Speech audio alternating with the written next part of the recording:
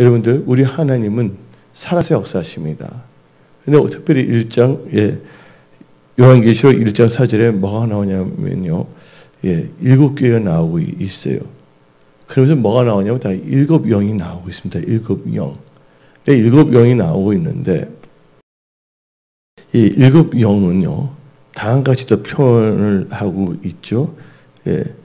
위에도 계셨고, 전에도 계시고, 장차 오실 이시며, 그의 보좌 앞에 있는 7영가가 나오고 있어요.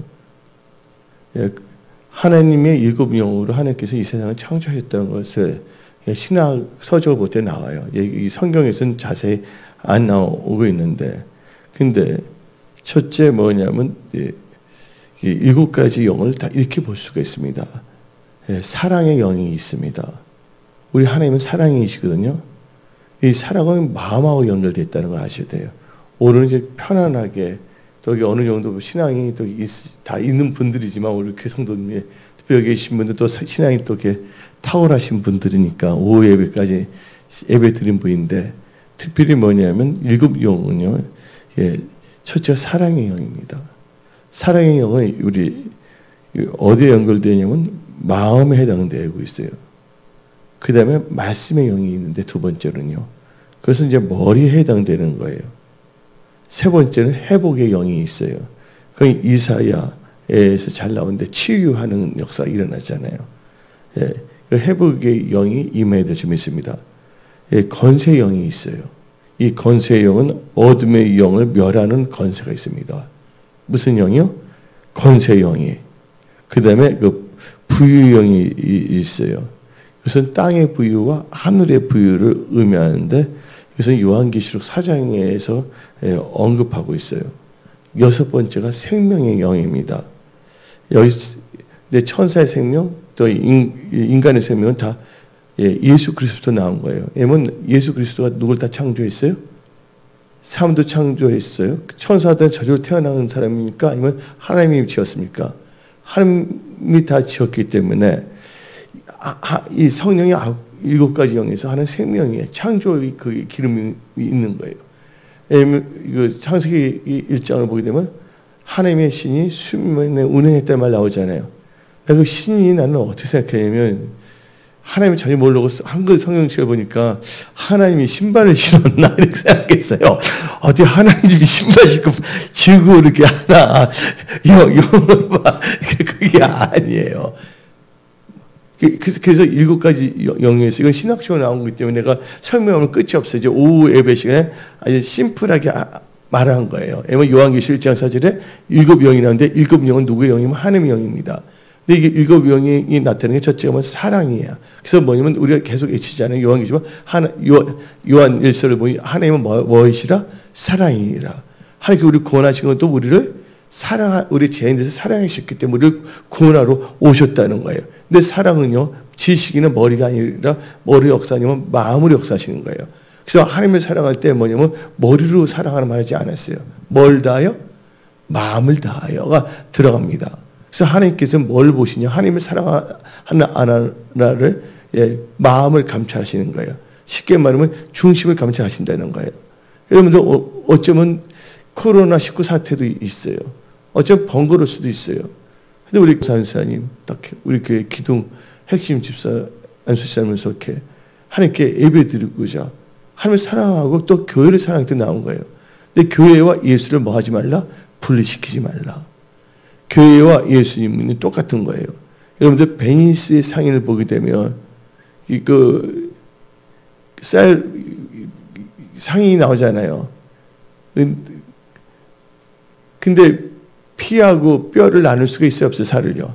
나눌 수가 없는 것이잖아요. 한마디로 말해서 이 마음하고 사랑은요, 뗄 수가 없다는 것입니다. 그래서 여러분들은요, 하나님을 사랑할 때 마음을 다하여 사랑해야 될 줄 믿습니다. 하나님을 찾을 때도 뭐예요? 머리를 다해 하나님을 찾으라는 말하지 않아요. 머리를 다해야 된다면 잘못하면 바리새인과 서기관이 될 수밖에 없어요. 그들은 마음으로 접근하지 않았어요. 예수님이 탄생했을 때 하나님께서는 별을 통해 갖고서 동방박사를 인도해 주셨어요. 근데 어느 순간 별이 잠깐 사라졌거든요. 성경책에 나와 있습니다. 그래서 그들이 어딜 가냐면 헤롯 궁전에 들어간 거예요. 헤롯을 만난 거예요. 도대체 어디서 태어났냐고 물어봤잖아요. 그럴 때 헤롯 왕이 내가 왕인데 내 밥그릇 빼앗는 사람이 태어났어? 이렇게 생각한 거예요. 근데 헤롯 왕은요, 유태인이 아니에요. 에돔 족속입니다. 이거 나중에 연구를 해보면 다 나와요. 예. 그래서 그가 누구를 부릅니까? 서기관이 부르잖아요. 서기관이 정확하게 말해야 하나요? 미가서에 기록되는데 베들레헴에서 태어났다고. 그들 머리는 다 알고 있지만 마음을 하나님 찾아 안 찾아요? 찾지 않았다는 거예요. 그래서 여러분들 무릇 지키만 한 것부터 뭐를 지키라고요? 마음을 지키라. 마음에서 생명의 역사가 일어납니다. 지금 하나님께서 지금 보면 저울질을 하고 있어요. 지금요. 지금 뭐냐면 기울어지는 시대거든요. 어떤 점에서 세상적으로요. 교회고 뭐고 간에 세속화가 되어가고 있고 지금 이 속도가 너무 지금 가속도가 되어가고 있습니다. 그래서 진리를 말해드려도요. 사람들이 듣지를 않을 수가 있어요.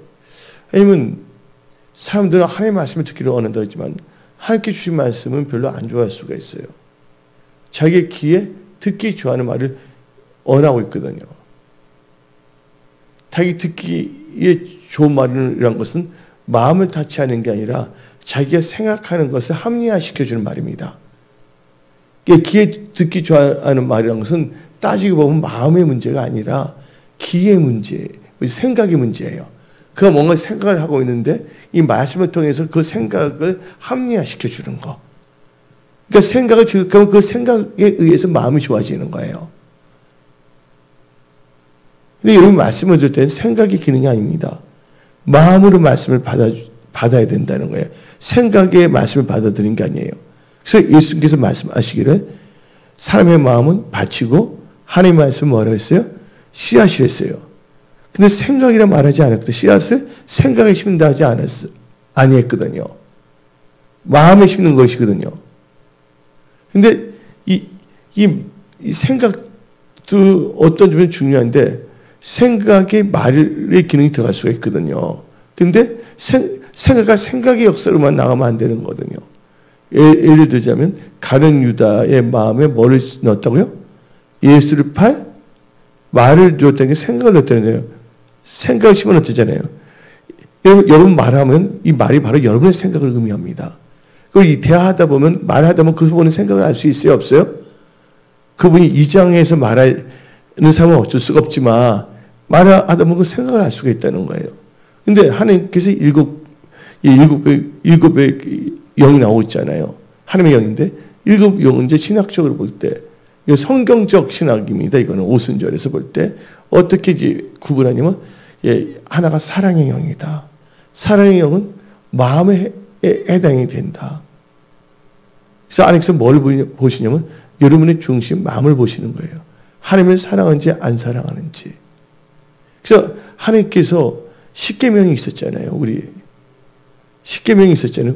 근데 예수님께 오셔서 십계명을 딱 두 가지로 만들어 안 만들어요. 첫째는 마음을 다해 뜻을 다해 힘을 다해 누구를 사랑하라? 하나님을 사랑하라 했잖아요. 마음이 딱 나오잖아요.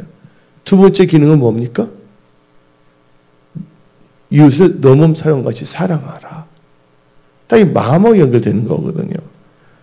두 번째는 이 일곱의 영, 하나님의 영은 이 한마디로 말씀의 영입니다.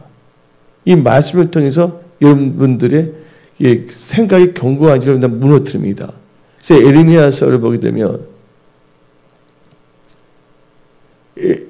내 말씀이 방망이 같지 않느냐 나와요 안 나와요? 방망이입니다. 사고의 견고한지를 막 깨트려야 돼요. 예. 회복의 영이라는 것은요. 전인 치유에서 마음과 생각, 삶을 다 뭐냐면 치유하시는 거예요. 예. 마음을 새롭게 하고 그래서 하나님께서 만물을 뭐 한다 했어요?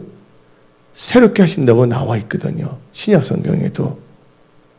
여러분들 회복이 참 중요합니다. 그래서 하나님께서는 이 크리스천들 때도 말해요. 내 크리스천이 무슨 회복이 필요하냐? 회복이 필요한 거예요. 아까 요한계시록 1장 4절 읽었지만 요한계시록 2장을 보게 되면 에베소서 교회가 나오잖아요. 근데 그들 다 뭐를 버렸다고 그랬어요? 처음 행위와 처음 사랑을 버렸대잖아요. 다시 죽기를 원한다 했잖아요. 여기서 죽는다는 것은 뭘 의미하는 겁니까? 회복하기를 원한다는 거예요. 여러분들 회복해야 됩니다. 우리 김호수 집사님이 마지막 때 꿈을 꾼 게 있잖아요. 근데 거기서 내가 뭐라고 말할 수는 없고요. 여기서. 여러분 우리 주님 만났을 때 처음 사랑, 처음 행위, 처음 믿음이 회복돼야 됩니다. 예. 근데 그것도 뭐냐면 성령 충만함을 받아야 되는 거예요. 네 번째는 건세의 영인데 우리 힘과 능력은 살 수가 없어요. 하나님께서 우리에게 주시는 게 있어요. 우리가 성령과 물로 거듭나잖아요. 그러면 뭐가 되냐면 하나님의 자녀가 되는 뭘 줬다고요? 요한복음 1장 12절입니다. 한번 읽어봅시다. 영접하는 자, 곧 그 이름을 믿는 자에게는 하나님의 자녀가 되는 건세를 주셨으니. 그래서 건세의 영이 임한 거야, 되는 순간. 예. 이 영을 갖고 있으면요, 오소리트가 생겨, 건이가. 여러분들, 능력과 건세는 또 다른다는 거 아시죠? 두나미에 쓰는 능력이에요. 엑소시아는 건세인데, 여러분들, 경찰이 있어요. 근데 덤프 트럭이 막 오고 있는데, 경찰이 호루라기 확 불고, 딱 서! 하면 서요, 안 서요? 근데 그분이 힘이 세서 이 트럭을 쓸 때 딱 잡아서 세운 겁니까? 건세예요. 하나님의 자녀의 건세 때문에 예수의 이름으로 명령하세요. 근데 지금 많은 사람들이 건세를 사용하지 않습니다. 이 건세는 반드시 뭐가 있으냐? 그 건세니까 성령 충만함을 받아야 된다는 거예요. 그 제사장 아들 7명이 딱 보니까 예수의 이름으로 막 하니까 들어갔던 악한이 나와서 내가 예수도 알고 발도 안 돼. 넌 도대체 누구냐. 그래서 때리고 해서 빨개 벗겨서 도망치게 했잖아요. 그들은 뭐가 없었던 거예요? 예수의 이름의 건세는 사용했지만 건세의 영을 받지 않았기 때문이에요. 성령 받지 않고 했을 때는 도리어 당할 수가 있다는 거예요. 그래서 예수님께서 제자들에게 나타나서 이로부터 능력이 입힐 때까지 예루살렘을 떠나지 말라. 그리고 기도하라 그랬잖아요. 그래서 사도행전을 보게 되면 그들이 오로지 뭐에 힘썼더라? 기도에 힘썼더라. 또 하나님께 말씀하신 게 있어요. 성령이 임하면 뭘 받고? 권능을 받고. 권능을 받아야 됩니다. 건세와 능력을 받으십시오. 어떤 점에서는 이 권능이 더 좋은 말이에요. 영어 성경을 보면 그냥 파워, 능력임으로 되어 있잖아요.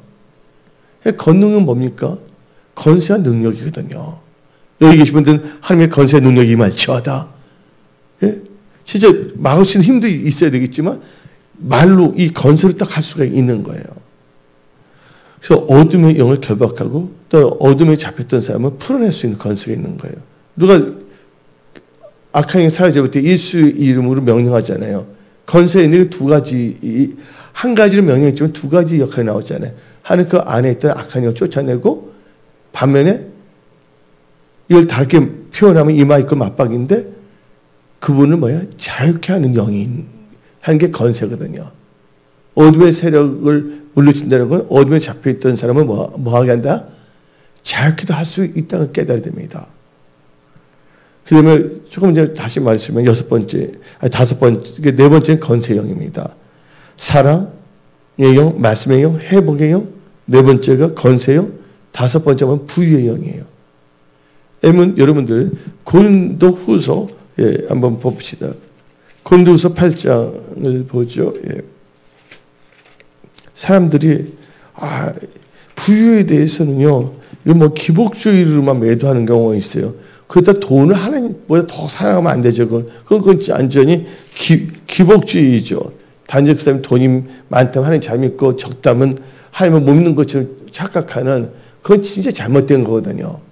아니면 베드로와 요한은 돈이 있었어요? 없었어요? 금과 은이 있었어요? 없었어요? 그런 건세가 있었거든요. 우리는 뭐 금과 은 없지만 내가 가진 예수의 이름은 명하노니. 그래서 안전병을 일으켜야 안 일으켜요? 일으키잖아요.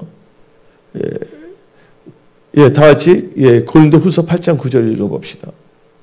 고린도후서 8장 9절. 우리 주 예수 그리스도의 은혜를 너희가 알거냐. 여러분들 알거냐예요. 알아야 된다는 거예요. 그분은 뭐예요? 부유하신 이로서 너희를 위하여 가난하게 되시면 그의 가난함으로 말미암아 너희를 뭐하게 한다? 부유케 하려 하심이니라. 그래서 이 부유라는 것은 땅의 부유, 하늘의 부유를 의미하는 거예요. 이 요한계시록 이 4장에 자세히 이게 나와 있거든요. 요한계시록 4장에 종기, 영광 하면서 북이 다 나와 있거든요. 그래서 한번 봅시다. 11절 읽어봅시다. 11절. 요한계시록 4장 11절 시작. 우리 주 하나님이여 영광과 존귀와 권능을 받으시는 것이 합당하니 주께서 만물을 지신지라 만물이 주의 뜻대로 있고 지으심을 받아나이다 하더라.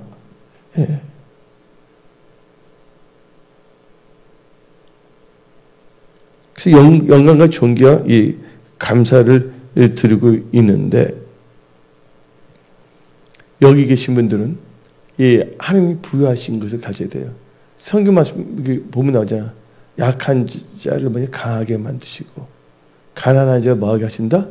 부유케 하신 하나님. 그 우리 찬송도 부르잖아요. 감사하면서 약한 자로 뭐야? 하여금 뭐예요? 강하다고요. 한글 찬송 잘 생각이 안 나네. 내가 젊었을 때 하나님 너무 찬양할 때 영어로 부를 때 Let the weak say I am strong. Let the poor say I am rich. 이게 뭐 어떻게 되죠? 가사가? 근데 가사가 어떻게 되죠? Let the poor say I am rich를 뭐래요? 가난한 하여튼 약할 때 강함 주시고 그렇게 돼 있어요. 근데 Let the poor say I am rich. 하나님이 임하면 그게 역사하신다는 거예요. 세상에 여러분들 부유한 자로 나왔어요. 무명한 자나 세상은 여러분들 뭐예요? 유명한 자다. 가난한 자같이 보이는 세상은 부유한 자다. 왜냐하면 줄 수 있기 때문에. 뭘 줄 수가 있어요? 복음을 줄 수가 있잖아요. 사랑을 줄 수가 있잖아요. 모든 것을 꼭 돈으로만 제한시키지 마십시오. 그 다음에 6번째는 생명입니다. 아까 강조했죠? 생명인데 천사의 생명, 인간의 생명 다 누구부터 나왔어요? 천사의 생명, 인간의 생명 다 누구부터 나왔어요? 이 동물들은 죽으면 없어지는 거지만 천사들과 사람들은 어떻게 합니까? 심판받아야 안 받아요? 천사가 타락해서 마귀에서 마귀 나중에 어디 들어갑니까? 불못에 들어가도 나와야 안 나요. 그래서 여러분들 동물에 대해서 말하지 않고 있거든요. 예? 마귀, 타락한 천사. 그러니까 뭐냐면 근데 타락한 천사의 생명은 누가 창조한 거예요? 하나님께 창조한 거도 우리의 생명 누가 창조했어요? 하나님께서 창조하신 거잖아요. 그래서 여러분들 사람은 다 부활합니다. 예수를 믿든 안 믿든 부활해요. 목사님 믿는 자면 부활한다고 하지 않습니까? 아니에요. 성경 말씀 마태복음 25장 보세요. 의인은 뭐예요? 영생을 누리고 악인은 뭐 한다고? 영벌. 부활하니까 영벌을 받는 거예요. 부활하지 않는다면 영벌 받아야 안 받아요? 이건 마태복음 25장에 분명히 기록된 말씀입니다. 이 생명, 하나님의 생명은 있을 때 여러분이 잘 살아야 됩니다. 특별히 육신에 있을 때를 중요시 여기게 돼요. 여러분들 육신에 딱 지금 생명이 다 소멸돼야 안 소멸돼요. 그러니까 이 생명을 다 이제 우리 쉽게 표현해 줄게요. 딱 영혼이 소멸돼야 안 돼요? 소멸 안 되거든요. 그래서 여러분들이 어떤 부활로 벗어날 때 나올까 생각해야 돼요. 천사는 부활이 없어요. 한번 딱 하면 그냥 그 언샷을 끝나는 거예요. 천사들 회개하고 돌이킬 수 있어요? 없어요? 돌이킬 수가 없어요. 우리 인간만이 뭐 활동하냐? 죽은 다음에 소용이 없어요.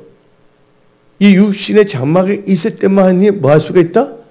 언제든지 돌이킬 수가 있다는 거예요. 우리의 영혼이 어디에 있기를 원하신다고 하나님께서 천국에. 하나님께서 이 지옥을 만드시는 것은 인간 때문에 만든 게 아니에요. 타락한 천사들을 가둬두고 벌하기위해서 만든 거예요. 영원하게.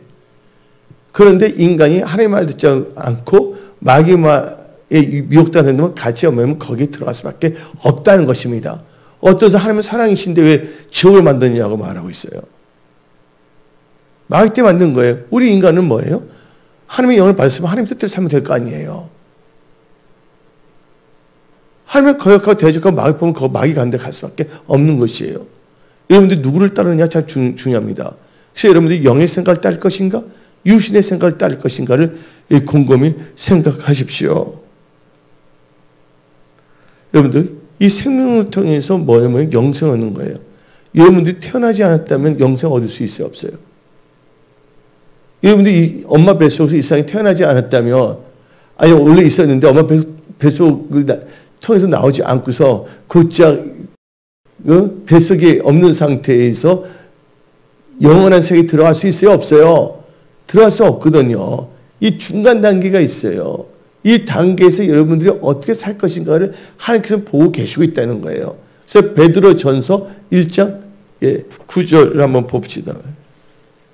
다 같이 베드로전서 1장 9절 한번 읽어봅시다. 시작. 믿음의 결국은 뭐예요? 뭐를? 영혼을 구원을 받음이니라. 이 영혼은 생명하고 연결된 겁니다. 영혼은 절대 사라지지 않는다는 거예요. 육신에 제가 기도하다가 예수 믿고서 얼마 안 됐어요. 몇 달 안 됐는데 항상 기도에 힘썼거든 제가요. 잠을 별로 못 잤어요. 지금 3-4시간 잤을 거예요. 그때도. 그럼 일어나면 몸은 기도하면 너무 좋아. 기쁨이 넘치고. 내가 좋아서 하게 돼. 할렐루야. 하게 되면 막 그래 어느 순간 뭐냐면 내 기도 마치고 누웠는데 갑자기 내 영이 나간 거야. 그래서 내가 공중에서 내 몸을 본 거야. 야, 난 지금 신비주의를 애치는 게 아니에요. 아, 영혼은 있다는 거. 그걸 강조하는 거예요. 그래서 베드로전서 1장 17절을 봅시다. 베드로전서 1장 17절 시작. 애무로 보시지 않고 각 사람의 행위들을 심판하신 이를 너희가 아버지를 부른즉 너희가 머리쓸 때 나그네. 지금 우리는 순례의 길을 걷고 있거든요. 순례자입니다. 철로 역정처럼. 이 세상은 영원한 것이 아니에요. 나그네 있을 때 뭐냐? 하나님의 경외함으로 지내라. 그렇게 사시기 바랍니다. 예. 그래서 여러분들 이 천사 생명, 인간의 생명 이것을 통해서 나중에 뭐냐면요. 영원한 것이 정해지는 거예요. 천사들도 태어났는데 천사들 계속 순종한다면 그들은 영원한 천국에 있을 수가 있어요. 근데 천사들 한번 타락을 해버리면 회복할 수가 없어. 자기 위치, 처소를 떠난 사람 다 결박해놨다는 말 나와요? 안 나와요? 유다서 1장에 나오고 있거든요. 교만의 사람보다 높아지고자 하는 거. 그 다음에 이 7개의 영은 마지막 7개가 뭐냐면 찬송가, 영광의 영입니다. 하나님 자신을 나타내는 영이에요. 하나님 자체가 영광입니다. 하나님 자체가 뭐냐면 찬송받기에 합당하신 분이십니다. 그러면 여러분들 이 7가지 영에 나온 게 뭐냐면 나중에 그 심판이 있었어요. 심판이 있었잖아요. 노아에. 그때 하나님께서 언약으로 뭐를 나타냈어요? 무지개. 아세요? 근데 무지개가 몇 가지 색깔이에요? 7가지 색깔이에요. 근데 하나님의 언약의 색깔을 누가 장난치고 있어요, 지금? 마귀가 강제해서 무지개를 갖고, 알죠? 동성연애자들이에요.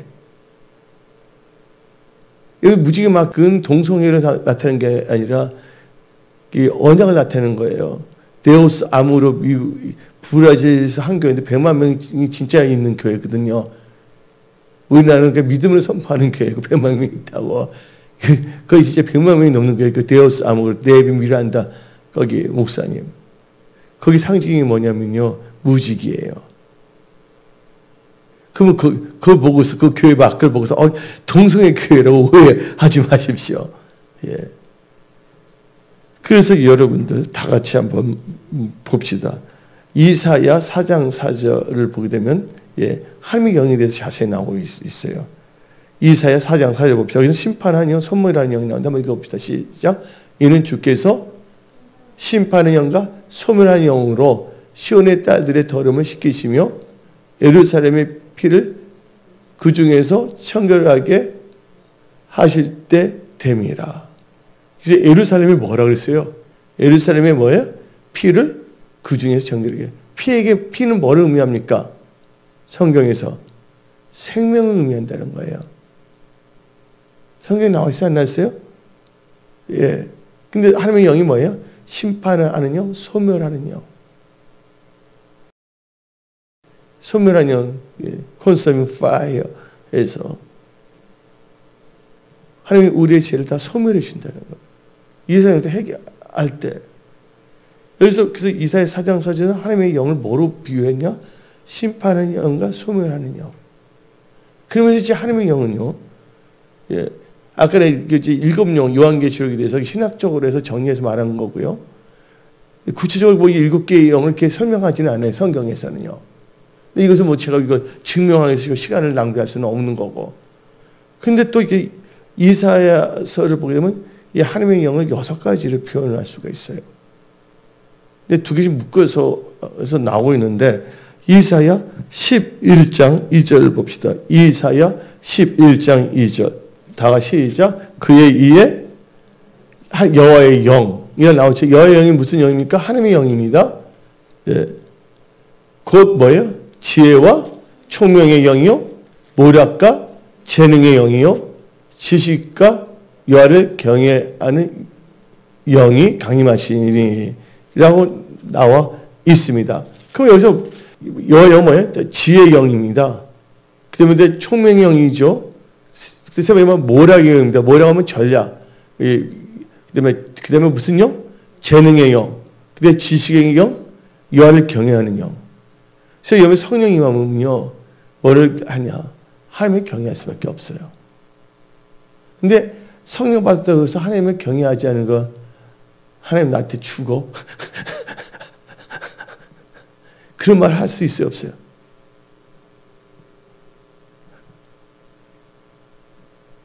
모르면 그럴 수가 있어요, 무식하면.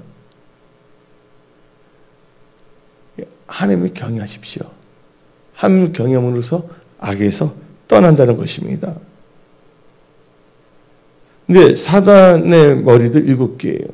어떤 점에서? 요한시로 보게 되면 그 머리가 몇 개로 되어 있어요? 짐승? 7개의 뿔 나오잖아요. 7개 나오잖아요. 7개의 뿔은 뭐를 의미하냐? 오늘 그냥 압축해서 말합니다. 하려면 그 시간이 나고 쭉 했는데, 7개의 뿔은 뭐냐면 어떤 점에서는 이 구약이 나왔다 7족속. 근데 7족속의 그 여러분들을 분석하면 잘 나와요. 7뿔에 대해서. 7머리에 몸은 한데 머리가 7개. 예?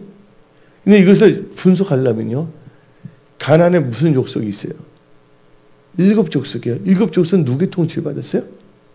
하나님의 통치를 받았어요? 아니거든요. 7족속들은요, 마귀의 일을 했어요. 그래서 하나님께서 특별히 이스라엘 사람들을 선택했어요. 그들이 똑똑해서 잘나서가 아니라. 예? 그래서 추진피필이 했어요. 이스라엘은 강원도보다 더 적습니다. 그들이 성경 말씀을 그들이 이대에서 하나님께 부르신다잖아요. 모든 민족이 약하기 때문에 부르셨다고 하나님은 말씀하고 있거든요. 예. 그래서 이 가려면 이 이름들을 여러분들이 한번 자세히 가서 이제 읽어보세요. 그러면 이제 여러분들께 지혜 계시형이 임합니다. 예, 앞으로 어떻게 일어날 것인가. 한번 거기는 뭐냐면 하나님의 일을 한다는 목사들도 뭐냐면요, 뭐를 하냐면 마귀의 일을 하는 사람이 있어요. 7명의 집 그 마귀의 그 7부 있잖아요. 7영 있잖아요. 그래서 뭐냐면 목사일지라도 마귀에 사로잡힌다면 엉뚱하게 할 수밖에 없다는 것이에요. 누가 그랬냐? 여러분들 바리새인은 누구를 섬기는 사람입니까? 바리새인은요? 하나님 섬긴 거잖아요. 근데 하나님 섬기는데 바리새인 예수 믿을 때 그 바리새인들은 뭘 했어요? 서기관과 장로들은 누굴 죽였어요? 예수님을 죽였어요. 예. 그래서 사단은 0이라고 해서 사단의 머리는 7개. 이거 악한 7개인데 7족속과 똑같은 거예요. 근데 성경 말씀 보게 되면 신명기 8장과 9장을 보게 되면 이스라엘 백성도 너 가나안 땅에 가서 너희도 그 짓을 한다면 하나님께서 다 뭐예요? 쫓아낸다 그랬어요. 천국은요, 마귀의 일을 아는 자들은 들어갈 수가 없다는 것을 말하고 있습니다. 예. 근데 한번 우리가 요한계시록 12장 6절을 한번 읽어봅시다. 요한계시록 12장 6절. 12장 6절 시작. 그 여자가 뭐예요? 강을 도망하며 거기서 1260일 동안 그를 양육하여 하나님께서 예비하신 것이 있더라. 해를 받은 여자를 뭐를 그랬어요? 뭐 교회에다 뭐 이렇게 다 나오고 있잖아요. 여러 가지가. 그러면서 우리는요, 예. 하늘에는 뭐가 있었냐면요. 예, 요한계시록 12장을 보게 되면, 예, 여기서 보게 되면 이제 마귀가 나오는데 한번 읽어봅시다. 예, 3절 읽어봅시다.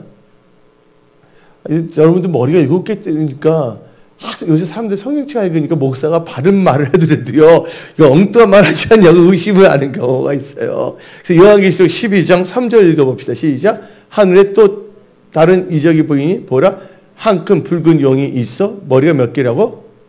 7이요. 큰 붉은 용인데 이 용이 머리가 몇 개 있어요? 머리가 몇 개 있어요? 7이요. 뿌리 열이라. 그 열의 머리에 7 안간이 있는데 머리가 7개가 있잖아요. 그래서 이 말씀을 잘 이해하려면 여러분들이 뭐냐면 그 7족속의 그 이름과 배경을 알면 다 나와요. 왜냐하면 전도서 보면 해 아래서 새로운 것이 있어요? 없어요? 없단 말이에요. 왜냐면 리피트 게임이에요. 변형이 돼서 그런 거예요. 동성애 원래 있었어요? 없었어요? 소돔이란 동네는 남성 동성애의 상징을 의미해서 소돔이가 뭐냐면 남성 동성연애자예요. 소돔에서 나온 도시 이름이 소돔이란 걸 여러분들 아십시오. 근데 지금 다시 뭐가 부활하고 있어요? 동성애 부활하고 있어요? 안 하고 있어요? 엄청나게. 그럼 뭐가 임했다는 것이에요? 소돔이 동성애를 가득 찼을 때 하나님의 심판이 임했어요? 안 임했어요? 지금 이거 심판이 임한 것을 의미하고 있다는 거예요. 여러분들 그림자를 보면 그 본체도 알 수가 있어요? 없어요? 알 수가 있는 것이잖아요. 그래서 여러분들 깨달으십시오. 하나님은 또 지혜와 계시의 영이거든요. 근데 4절 읽어봅시다. 시작. 요한계시록 12장 4절.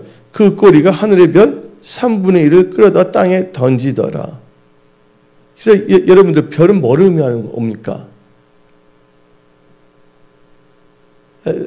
별은 뭐를 의미해요? 예? 요한계시록 1장에서 별은 뭐를 의미하고 있어요? 사자.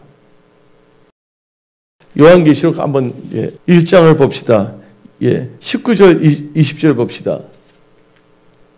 요한계시록 1장 19절부터 20절 읽어봅시다. 시작.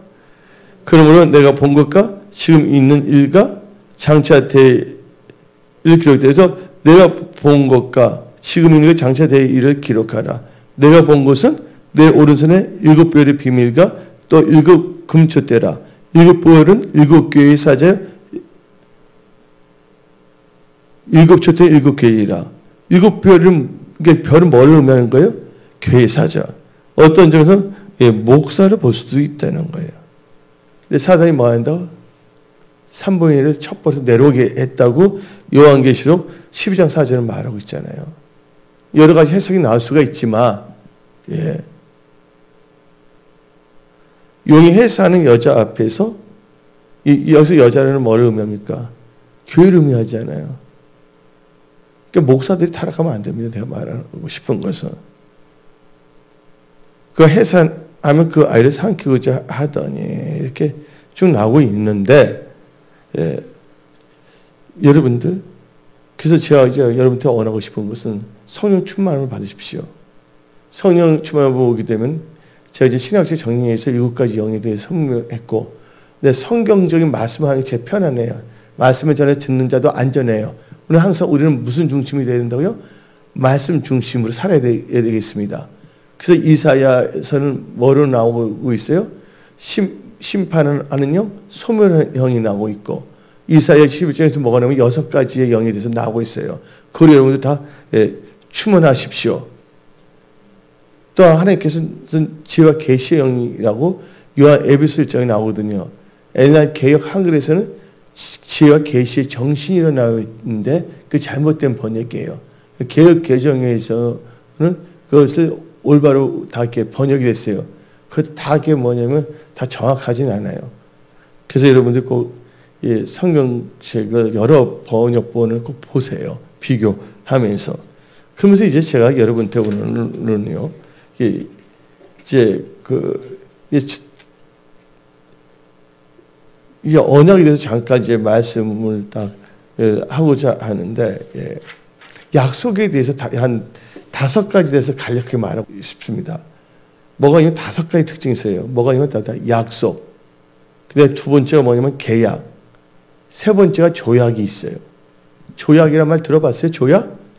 네 번째가 뭐냐면 서약이 있어요. 5번째 뭐가 있냐면 언약이 있어요. 약속이란 것은요, 조건이 있습니다. 몇 시에 만나자. 조건이 아니에요? 만났는데 아무 때나 만나는 건 아니잖아요. 또 너가 무엇을 알면 내가 뭐 줄게. 너 그쪽으로 나오면 내가 뭘 줄게. 이건 뭡니까? 말로 하는 거예요. 근데 이 약속은요, 뭘 하게 되면, 약속 어기면 뭐가 없어져요? 뭐가 깨집니까? 약속을 어기면 뭐가 깨져요? 신뢰가 깨진다는 거예요. 근데 이 약속은 법적인 효력이 있어요, 없어요? 말로 한 거는요? 법적 효력이 발생할 수도 있고 없을 수도 있어요.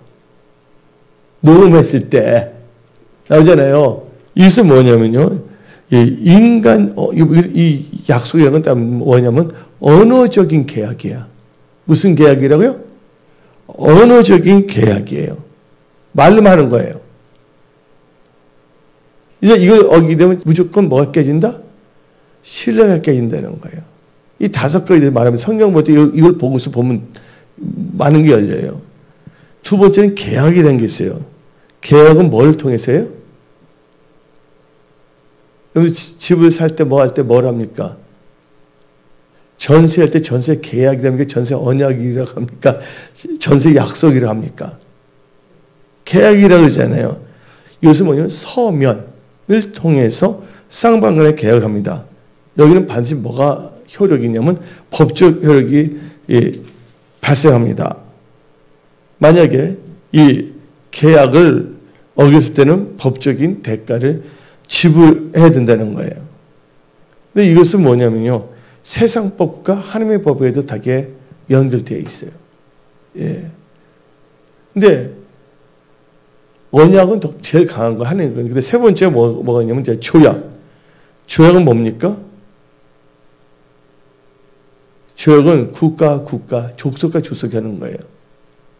근데 여호수아 갔을 때 기브온 족속이 있었어요, 없었어요? 근데 기브온 족속이 약간 속였지만 체결했어요, 안 했어요? 그들이 뭐라니까 물을 기르는 거 한다 그랬거든요. 이것은 국가와 국가 간, 부족과 부족 간에 이르는 것입니다. 이건 뭐를 담보로 이루어지냐? 백성을 담보로 조약을 맺습니다. 이스라엘 백성과 기브온 족속이에요. 그러니까 국가라는 것은 뭐냐면 국민들이 있어야 없어요. 국가라는 것은 나라와 영토와 건세와 뭐가 있어야 된다고요? 사람이 있어야 되는 거예요. 근데 이 조약은 하나님의 법은 아니지만 하나님의 법 같은 효력도 나타내고 있어요. 그러나 하나님의 언약보다는 효력이 없다고 하시기 바랍니다. 약속을 말했고 계약을 말했고 조약을 말했어요. 그다음에 뭐가 있는 줄 아십니까? 네 번째가 서약이에요. 성경에서 나온 서약을 한 사람이 누굽니까? 예? 서약. 리브가 아세요? 이사가 뭐예요? 서약을 한 거예요. 여러분들 결혼식 갈 때 서약해야 안 해요? 근데 서약도요, 보게 되면, 인간끼리 서약과 하나님 이름으로 하는 서약은 달라진다는 거예요. 요새 결혼 풍토가 뭐 어떻게 되는지 아세요? 결혼식 갈 때 풍토가? 요새는 목사 없이 자기들이 하는 걸 바뀌었어요. 이게 잘못된 겁니다. 근데 그것은 잘못되기 이전에 얼마나 목사들이 신뢰를 깨뜨렸으면 그 목사가 나중에 횡령했다 그래봐. 나 주례한 사람이 그 목사라면 골치 아플 거 아니에요. 그러니까 그런 리스크를 줄이기 위해서 어떻게 되면 자기들이 다 뭐냐면 이 사회를 보고 이렇게 하더라고. 신랑 신부가 나왔고 그래서 그리고 누가 말하면 이제 아버지가 나서 좀 말하고 그런 것 같아요. 예. 서약은요 인간과 인간 사이에 대표적인 케이스가 이 결혼 서약이 있어요. 이 서약에는 반드시 뭐가 있냐면요 피를 섞는 거예요. 그러니까 그 모세의 부인 누굽니까? 시보라죠. 시보라가 무슨 남편이라고 했어요? 모세 보고서? 피남편이란 말 했어요? 안 했어요? 네? 피남편이라고 했잖아요. 여러분들 성령을 시작해서 성령 마치고 말씀에서 말씀으로 시작했지 말씀을 뭐 하거나 빼거나 더하지 마십시오. 예. 근데 서약할 때는요 두 가지로 나눠져요. 인간끼리 하는 서약이냐 하나님 앞에서 서약하는 게 더 달라집니다. 모세 율법은요 하나님 앞에서 하는 서약이에요. 그 다음에 언약이 있어요. 근데 서약이 있고 내가 한 6가지 나갈 수가 있다. 서약 때문에 뭐가 있는 줄 아세요? 이제 처음에 뭐랬어요? 여러분들 약속, 계약, 조약, 그 다음에 뭐가 있어요? 서약. 그 다음에 뭐가 있냐면요. 언약이 있게 5번째다. 십계명. 십계명 아시죠? 십계명에서 1번부터 4번까지 뭐와 관련된 거예요? 1번부터 4번까지는 하나님과 관계되어 있어요. 그리고 5번부터 10번은 뭐예요? 사람과의 관계거든요. 그래서 하나님께서는 뭐를 했냐? 십계명 통해서 하나님과 인간의 관계, 인간과 인간의 관계를 하나님께서 다 규정을 해준 게 뭐냐면 십계명이에요. 예. 그리고 이것을 깨뜨렸을 때를 뭐라고 한 줄 아세요? 십계명을 깨뜨렸을 때 뭐라고 한 줄 아십니까? 하나님께서 죄라고 합니다. 예. 그걸 한 사람이 뭐라고 하면 죄인이라고 하는 거예요. 예. 근데 여기서 뭐냐면 1계명부터 4계명은 하나님과 인간의 관계예요. 근데 6개 6계명부터 10계명이 인간인데 5계명은요. 하늘의 법과 땅의 법이 동시에 적용한 게 5계명입니다. 몇 계명이 했어요? 10계명 중에서 5계명은요. 하늘의 법과 땅의 법이 동시에 작용하는 법이에요. 6계명부터 10계명은 뭐냐면 인간과 인간 사이에 뭐 하지 말 거를 가르치고 있어요? 범치 말아야 할 거. 범했을 때는 뭐라고 합니까? 범했을 때 뭐라고 합니까? 여기서 나옵니다. 악이라고 합니다. 그래서 이 죄와 악을 합하여서 뭐라고 합니까? 죄악이에요. 이제 여러분들 이제 이해가 가죠? 근데 십계명을 통틀어서 뭐냐면 죄악, 어디서면 죄악이라 말할 수가 있는데 구체적으로 쉽게 들어가자면 1계명에서 4계명은 뭐냐면 이걸 어겼을 때는 죄야. 그래서 오늘 하나님 앞에서 뭐가 됐다 그랬어요? 악인이 됐다 그랬어요? 죄인이 됐다 그랬어요? 죄인이 됐다 그랬어요. 하나님께서 인간과 인간 사이에 인간이 정해놓은 게 아니라 하나님께서 정한 거예요. 그것을 어겼을 때는 뭐냐면 악이라고 합니다. 그래서 악인은요. 하나님 믿는 사람, 안 믿는 사람이나 악인은 다 있어요. 여러분들 어떤 사람이 사람을 죽였어요. 모르고. 그것도 살인이 아니에요. 살인이잖아요. 요새 법이 바뀌어서 보험료 가시치사로 말을 바꿨지만 결국 죽인 거잖아요. 예, 여러분 이제 십계명의 뜻을 알죠? 십계명에서 어겼을 때 뭐가 나온다? 거기서 죄가 나온다. 또 악이 나온다. 죄는 뭐의 관계? 하나님과 사람의 관계에서 사람이 하나님의 말씀을 범했을 때를 죄라고 하는 거예요. 인간과 인간 사이에서 이걸 깨뜨렸을 때 뭐랍니까? 예? 악이라고 해요. 그래서 미국 일반 법정에서 뭐라고 그럽니까? 페널티라고 그러잖아요. 맞아요, 안 맞아요? 그리고 센텐스라고 그러잖아요. 영어를 볼 때. 센텐스가 뭐로 번역되죠? 김범 선생님? 형량이라고 그러죠? 예, 센텐스 형량이에요. 형량. 페널티. 벌칙이죠, 그게. 예, 벌칙이 돼 있어요. 근데 우리가 욕심이 이상한, 보세요. 욕심이 잉태면 죄를 낳고, 제가 장성, 욕심이 잉태면 죄를 낳고, 제가 장성하면 뭘 난다고? 사망을 난다 했잖아요. 근데 아담과 하와가 하나님의 말씀을 들었어요, 안 들었어요? 근데 그가 중앙동산 갔을 때 뱀을 만났잖아. 뱀이 날르면 말했잖아요. 딱 보니까 뭐였어요? 보암직스럽고 먹음직스럽고 그 욕심도 있고 또 하나님같이 되고자 하는 욕심도 있었잖아요. 그걸 어겼을 때 뭐가 됐습니까? 그래서 죄인이 된 거예요. 그 죄가 아담으로부터 인류에 죄가 들어왔다는 거예요. 아담으로부터 악이 나왔다는 것이 아니에요. 근데 악이 어디서 나왔냐면 예레미야서나 에스겔서를 보게 되면 악이 교회에서 나왔다는 거예요. 여기서 먼저 사람과 사람의 관계가 있을 수 있어요, 없어요? 있잖아요.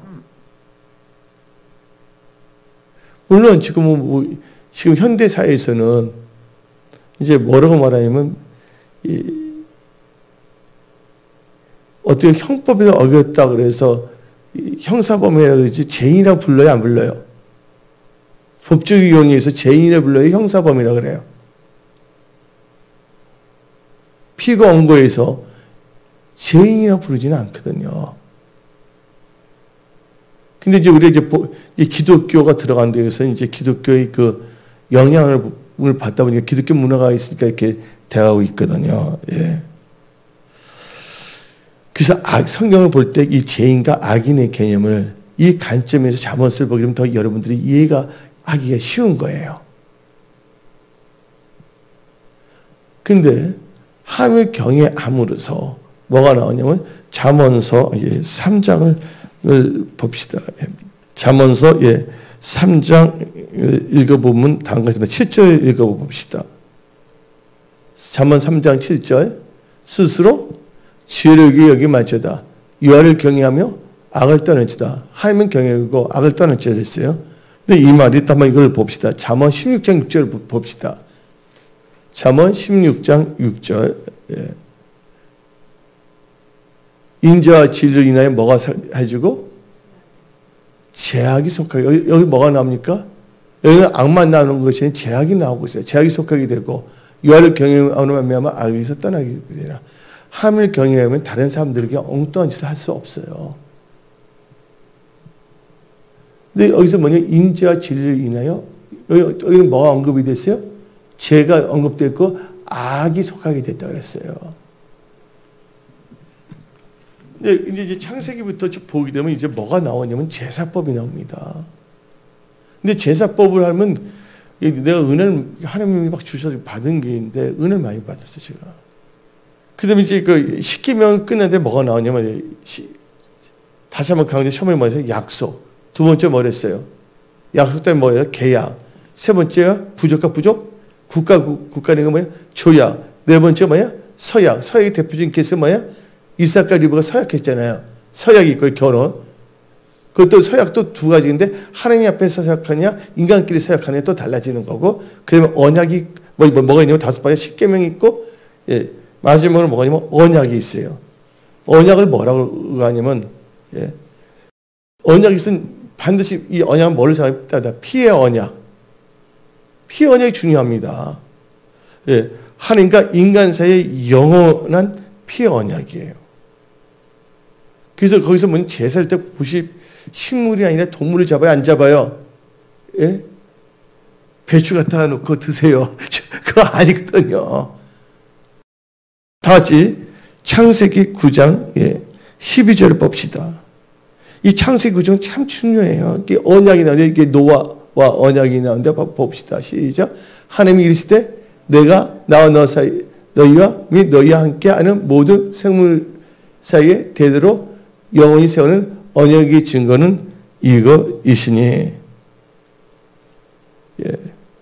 이게 누가 기준이 되냐면 하나님께서 언약의 표로는 무지개를 보여줬어요. 그 다음에 창세기 9장 17절 봅시다. 창세기 9장 17절 다 같이 읽어봅시다. 시작. 하나님이 노아에게 또 이르시되 내가 나와 땅에 있는 모든 생물 사이에 세워 언약이 증거가 이것이라 하였더라. 이게 뭐냐면 창세기 9장 17절입니다. 그렇죠? 예, 17절이에요. 근데 하나님께서는요, 두 가지 언약을 했는데 하나님과 인간 사이에 범치 말아야 할 것.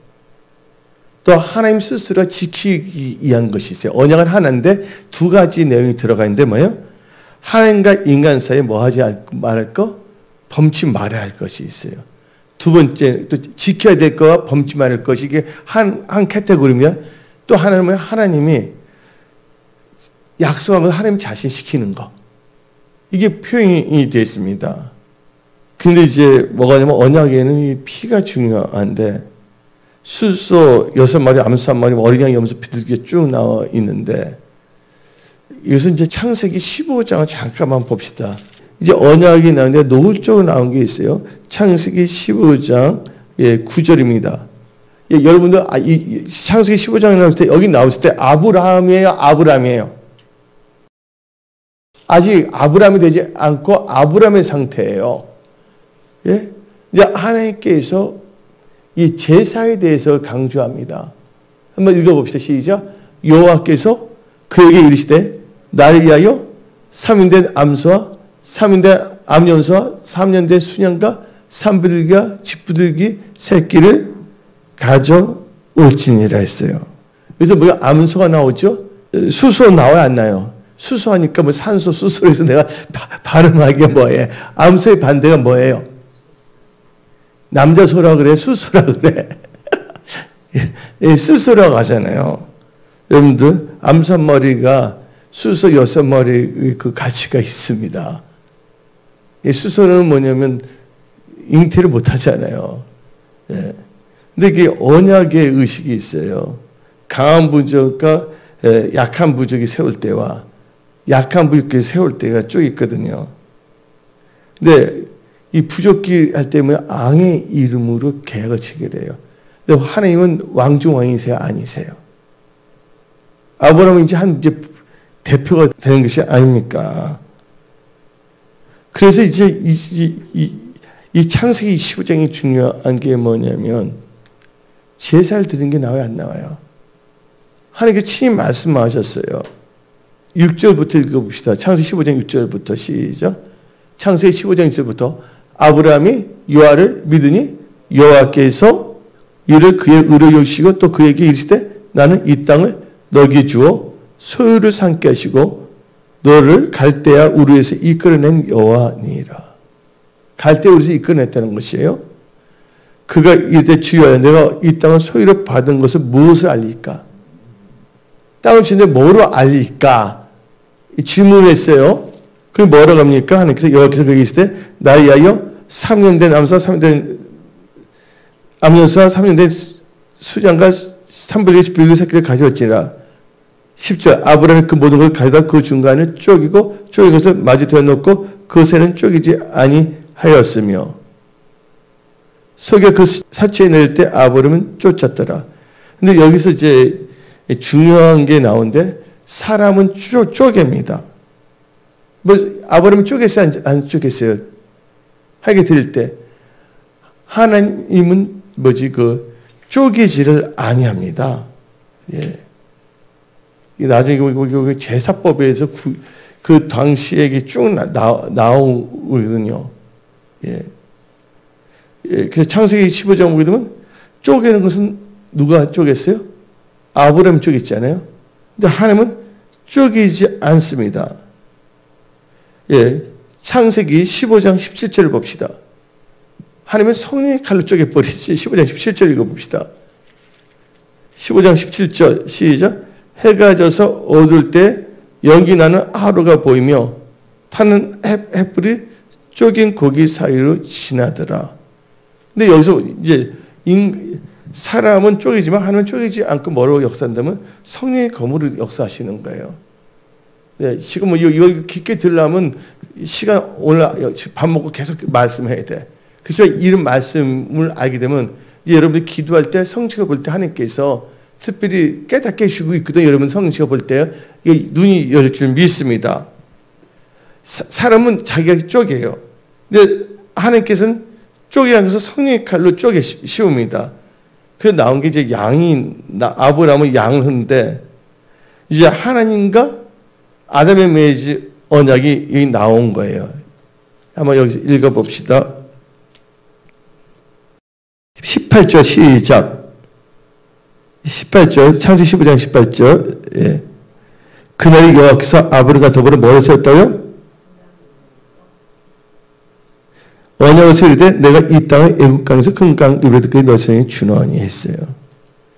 봐봐요. 인간이 쪼갭니다. 이 제사법이 나와요. 한 영국 고고학자가 바로 이 아브라함 때에서 하나의 책을 발견했어요. 이 놀라운 책이에요. 하나님께서 세운 건데 인간의 법칙에 대해서 어떻게 해서 하는가 자세히 나온 거예요. 이 상을 두 개를 죽sul 때 두 개를 채우는 거예요. 서 있고 왕과 왕의 이치가 있고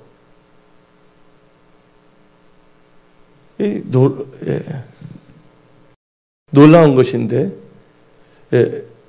여러분들 근데 아브라함까지는 문서가 됐어요, 안 됐어요?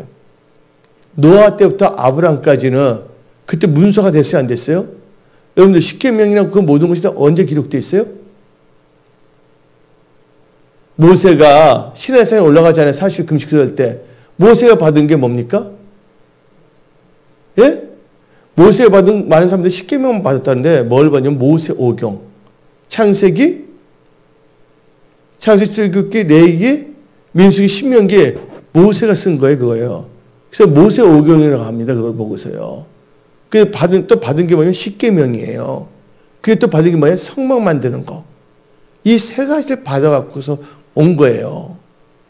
여기까지 다 알아들으셨습니까? 예. 그래서 이 노아 있잖아요. 노아부터 아브라함까지는 뭐로 했냐면 전통과 구두로서 연결된 거예요. 예.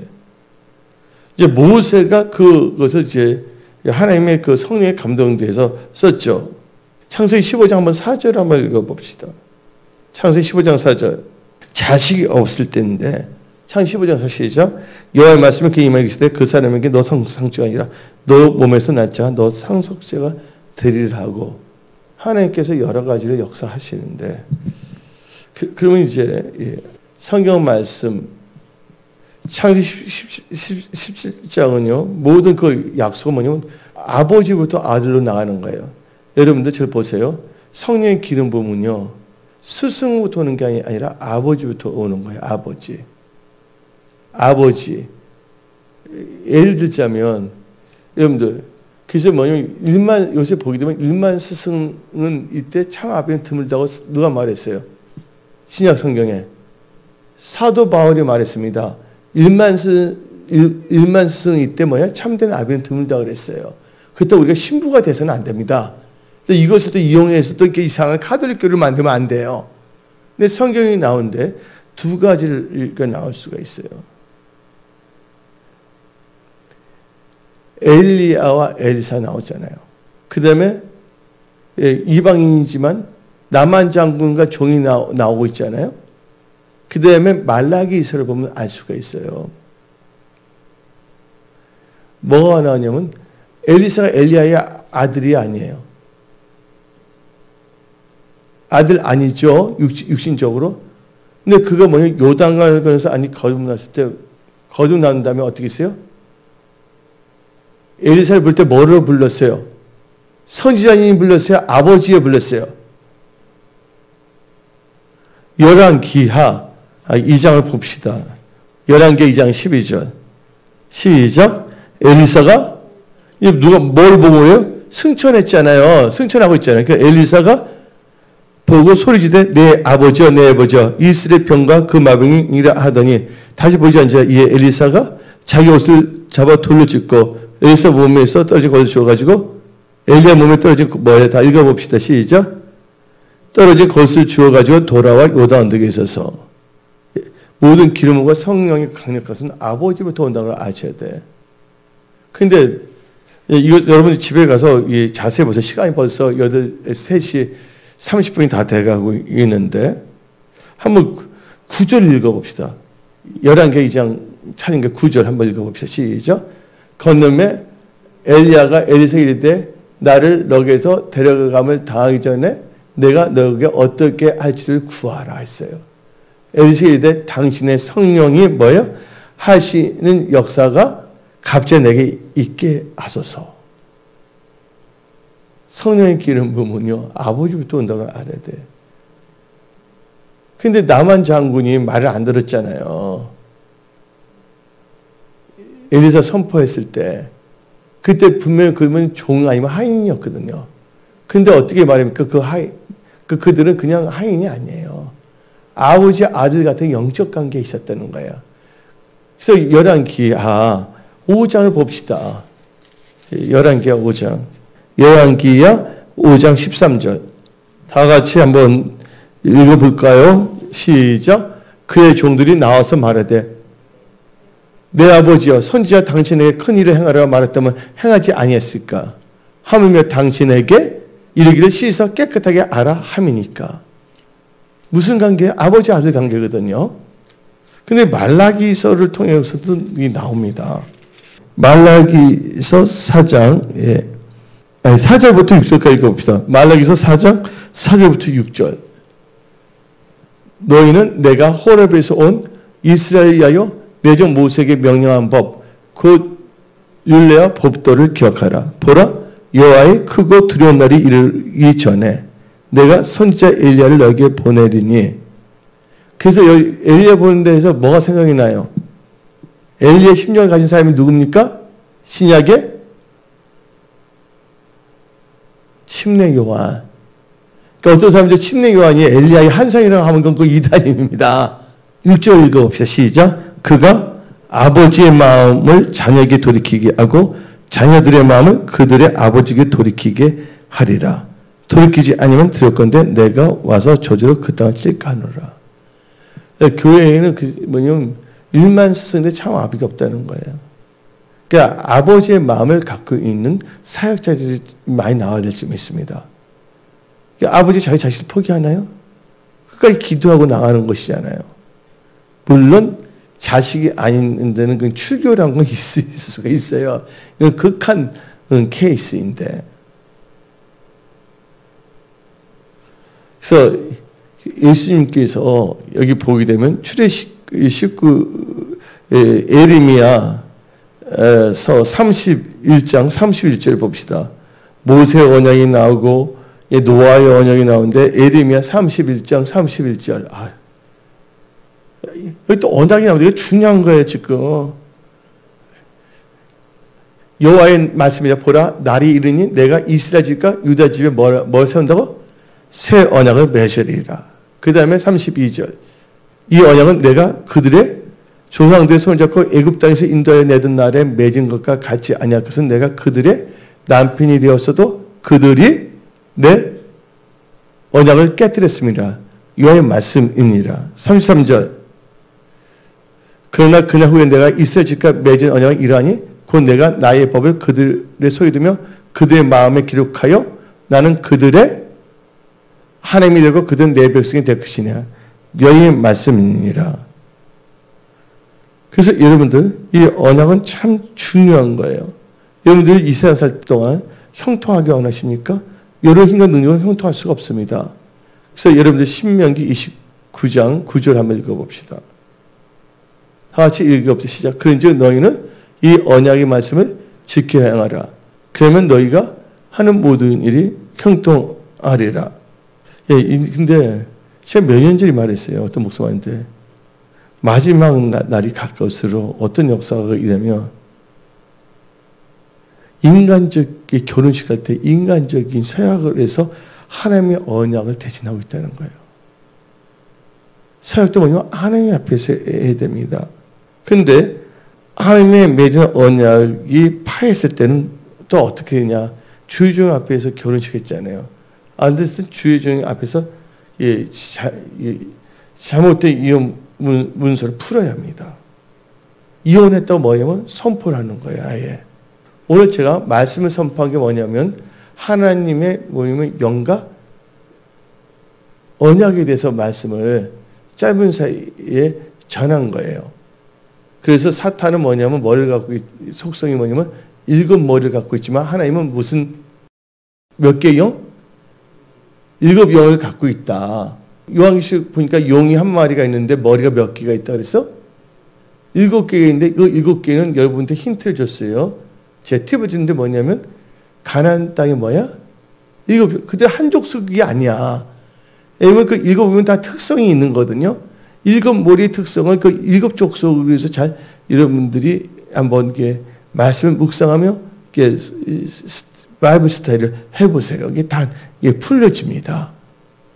그래서 여러분들은 이 메시지만에 뭘 꼭 붙잡아야 됩니까? 하나님께 맺은 그 언약을 꼭 붙잡고 사십시오. 여러분들 무슨 백성이 됐습니까? 예수님이 뭐야? 예수님이 뭐 했어요? 피 흘렸어요? 안 흘렸어요? 피 흘리셨잖아요. 그래서 우리가 성찬식 할 때 뭐라고 합니까? 이 피, 언약의 피가 나오잖아요. 예? 그래서 성경 말씀을 보게 되면 이 출애굽하기 전에 이스라엘 백성들이 있을 때 문설주에 뭐를 바른 자들은 피를 흐른 자는 죽였어요, 안 죽였어요? 여러분들 언약의 피가 있고 언약 피를 성실히 행하는 자들은 휴거가 돼요. 언약의 피가 없는 사람들은 못 얻는 거예요. 근데 그러니까 언약의 피를 부정하겠다면 올라갈 수가 없는 거예요. 그래서 아까 에르미야스 그때 예루살렘의 피를 뭐 한다 그랬어요? 아까 나왔어요? 안 나왔어요? 예루살렘의 피라고 나왔지 사람이 나와서 피로 나왔어요. 피로 나왔죠. 이거 정결하게 해야 된다는 거예요. 예, 오직 예수 구원자라면 아시고 복음만 선포하시면 되고 그렇다 이건 복음이 아닌 걸로 저는 게 아니에요. 이것도 성경 말씀에 있는 것인데 깊게 들어가면 이 숨겨진 그 뭐냐면 하나님의 그 섭리와 경륜을 더 자세히 알 수가 있습니다. 하여튼 여기 계신 분들 성령 충만함을 받아 이사야에 나오는 그 7가지 그 기름 부음을 다 받으십시오. 그리고 여러분들 언약의 백성으로 사십시오. 하나님께서 여러분과 함께 하십니다. 오늘 여기서 말씀을 마치겠습니다. 기도하겠습니다.